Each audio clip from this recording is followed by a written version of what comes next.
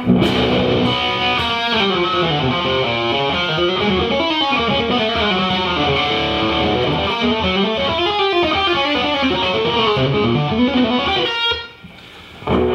today I thought that we could talk a little bit about something that I've been developing for Stump Dolly and just my own playing in general, which is basically a mixture of some chicken picking stuff that we talked about the last time, and then combining it with what you could just basically lump into the category of dissonant playing. You could call it atonal, but I don't really consider it totally atonal, basically because I never really personally lose sight of whatever key we're playing in at the moment and whatever chords I'm playing over. So basically this is a mindset that's developed out of jazz, but really not in context at all. So this is maybe going to be a little wacky for some of you, but the basic idea is just, for me, is combining intervals with intervals, and it doesn't necessarily have to have any relation to whatever chord you're playing over at the moment. So this is a B chord because it's a baritone guitar, so it's tuned B to B. So what looks like an E shape is actually a B with us. So over that, the traditional logic would say that, you know, in a country setting, you'd more than likely be playing out of E major pentatonic or an E blues scale, or what they call here an E7 scale, which is the same thing as a Mixolydian mode for theory nerds. All of which you could play, you know, roughly in this position up here, major pentatonic, or major pentatonic with added flat third, 7th scale,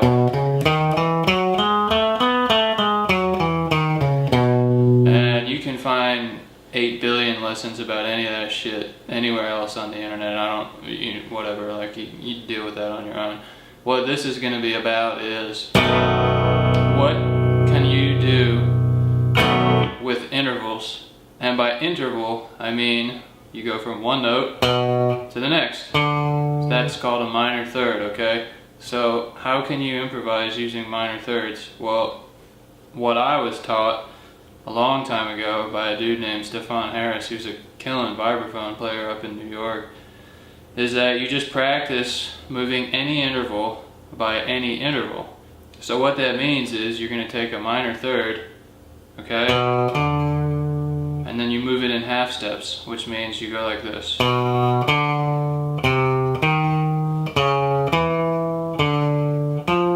So this is a minor third where the interval is going up, right? And then you're moving the pattern up and up and up and so on and so forth. So that's an octave. Now that's across the neck. Then you also have, oops.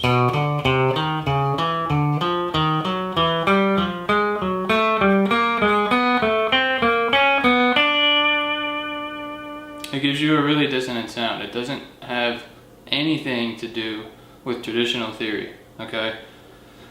It's just a way to expand your mind and break your fingers and your hands out of playing the usual habits, whatever habitual patterns you normally mess with. And it'll also force your ears to hear things that maybe you don't normally hear. Another thing that you can do then is to turn the thirds around so that you're going down, but the pattern itself still moves up. So that'd be like this.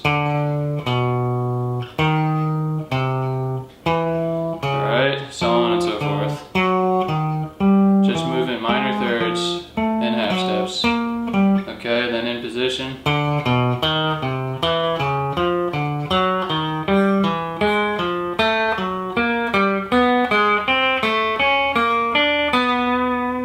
Alright, and then a common thing that jazz players like to do whenever they practice patterns like this is to do all up, all down, and then you rotate them.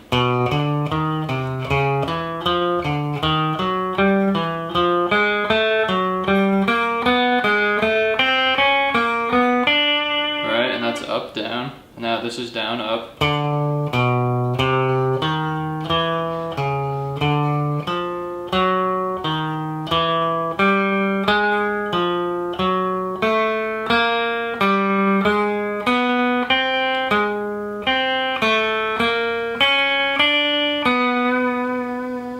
And then 2 up, 1 down.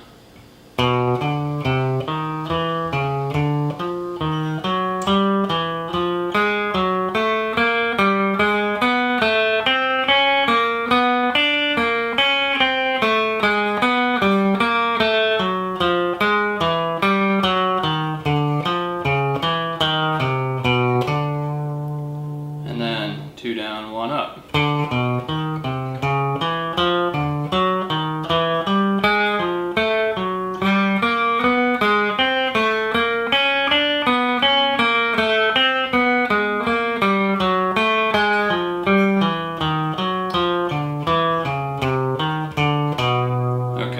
And always, whenever you practice stuff like this, you gotta do it both ways, so that you go all the way up the scale, as it were, and then back down.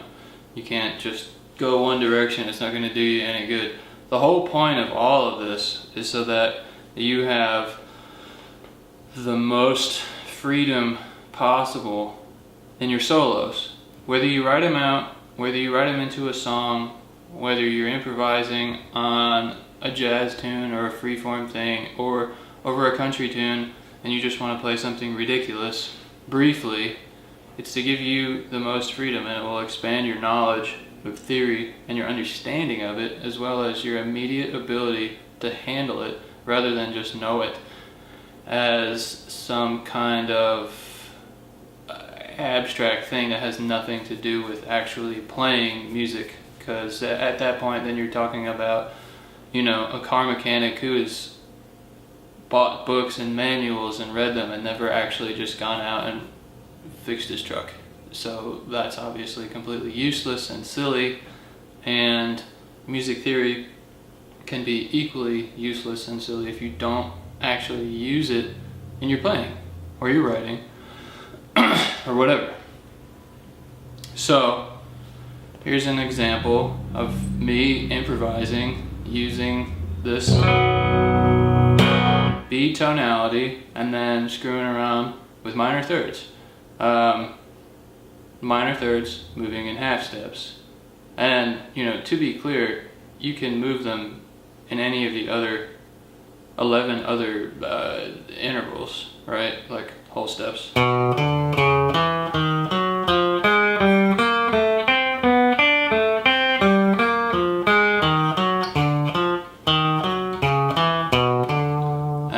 Okay, so like that's just another thing. You hear that stuff like that in people like Stravinsky's music, Igor Stravinsky, Russian classical composer. Anyhow, so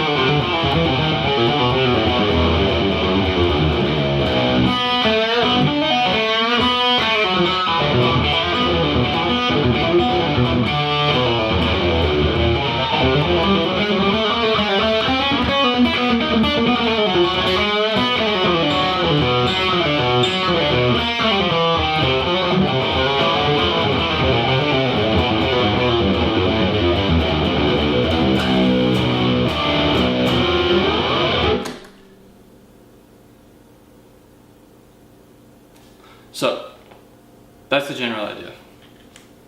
It's ridiculous and it's really dissonant, but what it will do is help you develop a sense of freedom and certainly help you break out of any kind of regular patterns that you're used to playing, and it will definitely give you a sound that very few people are using, and it's pretty much unheard of in just about anything besides modern jazz and classical. So there you go. Intervals moved by other intervals over a tonality. That's the concept. So if you got any questions, let me know. Thanks. Cool. Probably stared at the camera too long at the end because I thought that you were just going to turn it off, but I think it's fine. Like you're staring at me now.